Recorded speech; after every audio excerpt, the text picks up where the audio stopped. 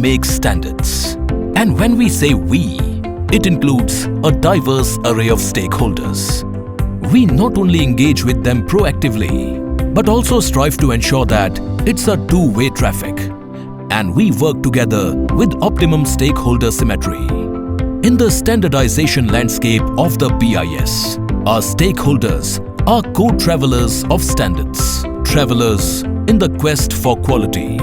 Our standardization ecosystem is not just around 14,000 domain area experts represented in 400 technical committees. Let's look at a few of the institutional mechanisms in place for this multi-dimensional stakeholder management. Industrial associations and standardization cells. Industrial associations establish standardization cells to maintain ongoing dialogue with BIS. These cells help align standards with technological developments, address sustainability concerns, and gain industry buy-in for the implementation of standards. They also contribute by providing working drafts for new standards and review documents. Sectoral advisory groups.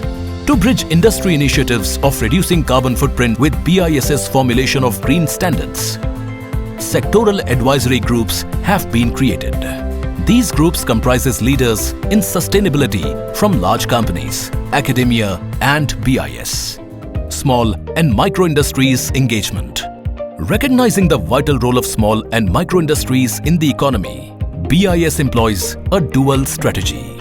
It empowers them through educational initiatives like capsule courses, exposure visits, and on-site training, while also ensuring representation in technical committees through industry associations. BIS places a strong emphasis on presenting standards in simpler language and regional languages. This makes standards more accessible to a wider audience, facilitating their adoption and implementation. A large body of the businesses and users have been involved in the standardization process through the initiative called Manak Manthan. These are branch office-based monthly meetings to discuss the draft and published standards. Decisions from Manak Manthan meetings are communicated to relevant technical committees and branch offices. Government is the biggest user of standards, and BIS actively collaborates with ministries to integrate Indian standards into government policies and programs. Standardization cells in ministries act as bridge between ministries and BIS. These cells work to integrate Indian standards with various policies and programs. We believe that the grassroots level government organizations which are responsible for program implementation are an important part of the standardization ecosystem, as they facilitate greater adoption and use of standards. BIS conducts sensitization programs for district heads and communicates regularly with them on standards and quality. So far, BIS has conducted these workshops in over 600 districts and has established a regular relationship with them. A much more ambitious initiative is to communicate standards with over 2.5 lakh Gram Panchayats, the elected bodies at the grassroots level. The approach is to provide training and standards mapping with government programs through booklet and workshops.